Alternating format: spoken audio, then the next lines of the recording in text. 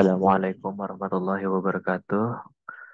Perkenalkan, nama saya Ardino Abdul Wahab dari kelas hmm, Magister Pengelolaan Sumber Daya Air dengan NIM 25822-306. Di sini saya akan menjabarkan dari hasil dari ujian tengah semester Pengelolaan Sumber Daya Air Terpadu.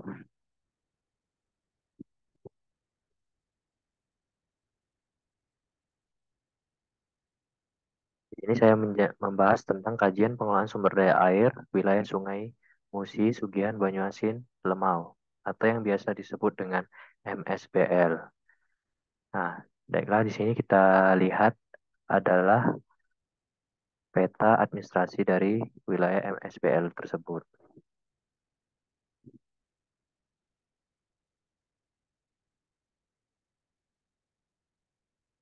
Dalam pengelolaan sumber daya air wilayah Sungai Musi, Sugihan, Banyuasin, Lemau, atau yang disebut MSBL, melibatkan melibatkan faktor dan meningkatkan interaksi oleh tiga interdependen. Yang pertama, kita lihat kondisi alam. Kondisi alam di sini termasuk juga gambaran umum wilayah Sungai MSBL, wilayah administrasi WS MSBL, daerah aliran sungai WS MSBL. Kemudian berikutnya kita lihat organisasi atau pembuatan kebijakan atau lembaga yang berupa stakeholder, kebijakan atau peraturan. Berikutnya, rencana pembangunan sosial ekonomi. Di situ termasuk juga upaya pengelolaan PSDAT jangka 25 tahun. Baiklah, di sini adalah bagan alir dari rencana pengelolaan sumber daya air. Fase pertama dari proses ini ialah laporan rutin melalui awal dan intern laporan, sehingga akan meningkatkan efektivitas komunikasi. Berdasarkan analisa awal tersebut, di mana komunikasi intensif dengan pembuat keputusan sangat penting. Hasil tahap awal disajikan dalam laporan awal yang masuk rencana kerja untuk tahapan lain dari proses analisis, yaitu analisis proyek. Hasil dari fase ini termasuk dalam laporan akhir, meskipun jelas bahwa analisis dibuat untuk mendukung proses pengambilan keputusan. Tetapi tidak selalu jelas siapa akan membuat keputusan akhir atau siapa yang membuat keputusan. Jika menganalisis dikontrakkan ke konsultan, berhati-hatilah dalam pemilihan badan koordinasi yang tepat, dan itu merupakan instrumen untuk keberhasilan pelaksanaan proyek. Nah, baiklah kita melihat di sini adalah uh, bagian dari DAS MSBL,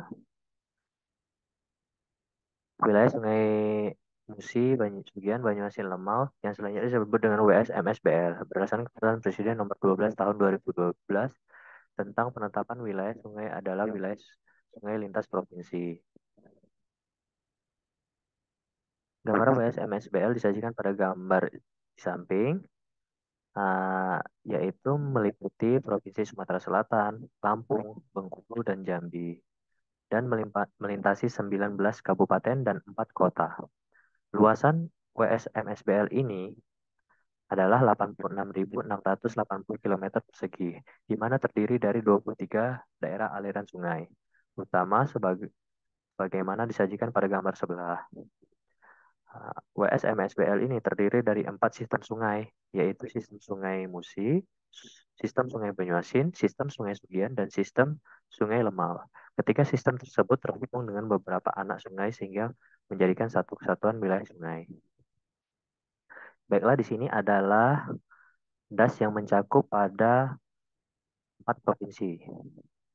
Nah, dari gambar di sini kita lihat bahwasanya uh, mayoritas dari DAS tersebut masuk ke dalam Provinsi Sumatera Selatan. Maka dari itu, ini menjadi kewenangan dari Balai Besar Wilayah Sungai Sumatera 8. Selanjutnya, ini adalah eh, cuplikan video drone dari Das Musi. Bahwasanya bisa kita lihat, Das Musi merupakan sungai yang sangat penting bagi kehidupan masyarakat Sumatera Selatan. Karena ini sangat berpengaruh untuk roda pergerakan ekonomi masyarakatnya di situ. Bisa kita lihat bahwasanya di sini ada juga untuk perlintasan batu bara, untuk perlintasan masyarakat yang berdagang di pinggir sungai maupun mau ke jalur yang berikutnya. Selanjutnya, maksud dan tujuan. Pertama, maksud penyusunan pola pengelolaan sumber daya air WSMSBL adalah untuk menyusun kerangka dasar pengelolaan sumber daya air di WSMSBL sebagai acuan dalam perencanaan dan pelaksanaan pengelolaan pemanfaatan dan pelestarian sumber daya air. Begitu juga ada tujuan. Tujuan pola pengelolaan sumber daya air WSMSBL adalah untuk menjamin terselenggaranya pengelolaan sumber daya air yang dapat memberikan manfaat yang sebesar-besarnya bagi kepentingan masyarakat.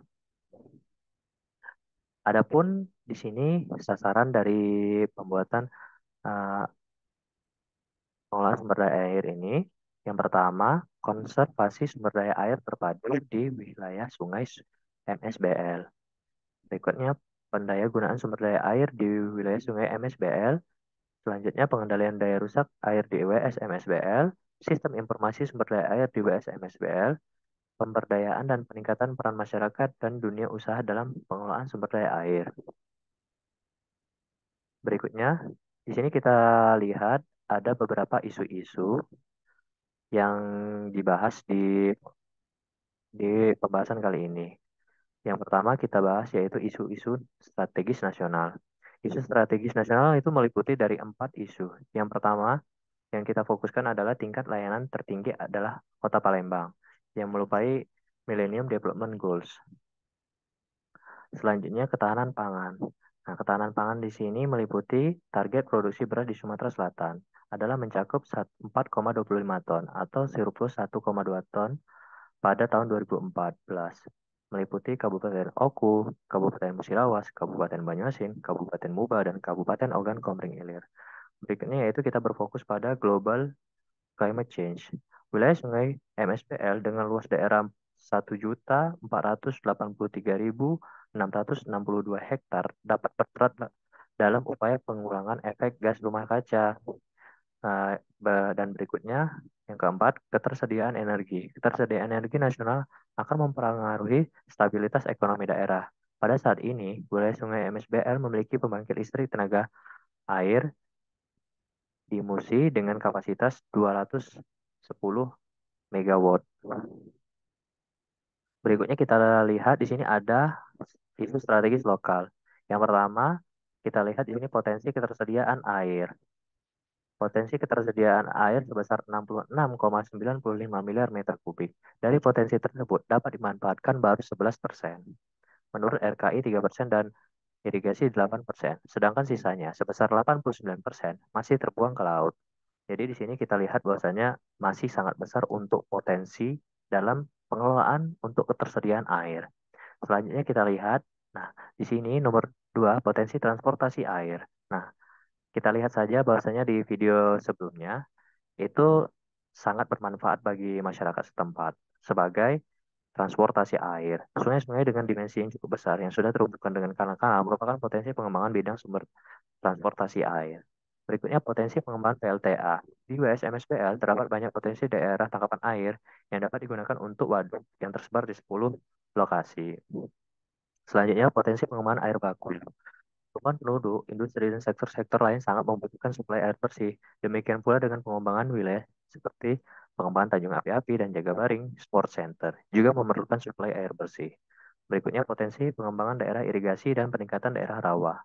Untuk mendukung swasembada beras provinsi dan nasional, di WSMSBL masih memiliki potensi lahan yang dapat dikembangkan sebagai daerah irigasi dan daerah rawa baru. Di sini kita untuk master plan untuk 25 tahun mendatang. Dapat kita lihat, yang pertama kita untuk 25 tahun mendatang, kita melakukan analisis terhadap kondisi das musi saat ini dan menentukan potensi masalah yang mungkin terjadi di masa depan. Selain itu, juga perlu dikaji potensi sumber-sumber daya alam yang dapat dimanfaatkan untuk kesejahteraan masyarakat. Berikutnya, kita lakukan berdasarkan analisis awal. Merumuskan visi dan misi ini harus mencakup tujuan jangka panjang dan strategis yang diperlukan untuk mencapainya. Berikutnya kita menganalisis kebijakan dan regulasi terkait pengawasan das musi, serta mengidentifikasi kebijakan dan regulasi yang perlu dibuat atau diperbarui.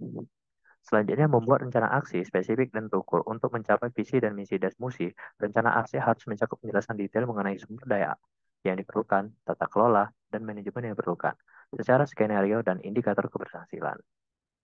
Berikutnya, menetapkan prioritas tindakan yang harus diambil sesuai dengan urgensi dan dampak pada das musi. Prioritas ini harus disesuaikan dengan ketersediaan sumber daya, baik manusia maupun keuangan.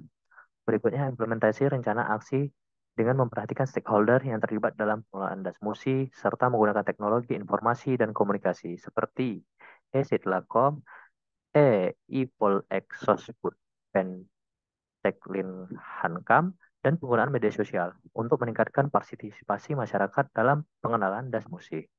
Berikutnya yang terakhir, evaluasi dan monitoring dilakukan secara berkala untuk memastikan rencana aksi berjalan sesuai dengan yang diharapkan. Evaluasi dan monitoring harus dilakukan dengan menggunakan informasi kebenaran ilmiah untuk memastikan keakuratan data dan hasil yang diperoleh. Berikutnya untuk implementasi 5 tahun, meliputi yang pertama, kita harus mulai dengan pengendalian terlebih dahulu atau biasa kita sebut dengan DISC. Mengadakan kegiatan pengenalan diri kepada setiap stakeholder dan masyarakat sekitar das musi agar dapat memahami karakteristik dan potensi das musi. Berikutnya yaitu pendidikan karakter anti korupsi. Ini sangat penting. Mengadakan program pendidikan karakter anti korupsi untuk meningkatkan integritas pengelola das musi dan masyarakat terlibat dalam pengelolaan das musi. Berikutnya, pengelolaan sampah. Meningkatkan pengelolaan sampah dengan membangun fasilitas pengelolaan sampah dan memberikan edukasi terhadap masyarakat sekitar das musi. Selanjutnya, konservasi. Uh, selanjutnya, uh, maaf. Selanjutnya, konservasi dan hemat air serta energi. Meningkatkan kesadaran dan memberikan edukasi kepada masyarakat untuk melakukan konservasi dan hemat energi serta energi, air dan energi. Berikutnya dalam pelaksanaannya, harus ada integritas dalam pengelolaan sumber daya air yang dilakukan secara amanah. Yang berikutnya, harus berani berkorban dalam pengimplementasian untuk 5 tahun agar dapat terlaksana dan baik dan lancar dalam pengelolaan sumber daya air pada das musi. Pengelolaan saluran drainase secara terpadu berwawasan lingkungan atau kita bisa sebut dengan ekodrain dengan upaya pengelolaan air kelebihan dengan cara menampung, meresapkan, mengalirkan, dan memelihara sehingga tidak menimbulkan genangan dan bahaya bagi lingkungan. Berikutnya, emisi gas rumah kaca. Berbagai sektor usaha atau kegiatan yang mempunyai potensi besar dalam meningkatkan pertumbuhan ekonomi dan menjadi prioritas pembangunan di Provinsi Sumatera Selatan. Namun ternyata berpotensi melepaskan gas emisi rumah kaca dan berkontribusi terhadap pemanasan global dan perubahan iklim. Maka dari itu, perlunya ada Green Environment Vertical Garden karena sangat penting perannya untuk mengurangi dari emisi gas rumah kaca serta perubahan iklim. Berikutnya, perilaku masyarakat sekitar daerah aliran musi tentunya mempengaruhi kualitas air sungai akibat limbah yang dihasilkan dari aktivitas masyarakat yang dibuang langsung ke perairan sungai dan melebihi kemampuan sungai untuk membersihkan diri atau self purification akan menimbulkan permasalahan yang serius yaitu pencemaran perairan sehingga kehidupan biota perairan dan kesehatan masyarakat yang memanfaatkan air sungai tersebut terganggu. Maka dari itu pentingnya peranan kesadaran terhadap masyarakat sekitar, theory of planet behavior, tentu sangat dilakukan agar masyarakat sekitar yang memanfaatkan aliran air dari das musi tidak terkena dampak dan pencemaran lingkungan. Yang terakhir, untuk kebutuhan air rumah tangga atau kos atau asrama yang diperlukan biasanya diperoleh dari secara individu dari sumber air yang dibuat oleh masing-masing rumah tangga berupa sumur dangkal atau diperoleh dari layanan perusahaan daerah air minum, serta memanfaatkan sistem rainwater harvesting. Baiklah, itu saja yang dapat saya sampaikan pada presentasi kali ini. Terima kasih banyak. Salam untuk kita semua. Semoga sehat selalu. Ada satu quote dari Bapak dosen kita untuk selalu kita selamat menikmati indahnya perjuangan. Terima kasih. Assalamualaikum warahmatullahi wabarakatuh.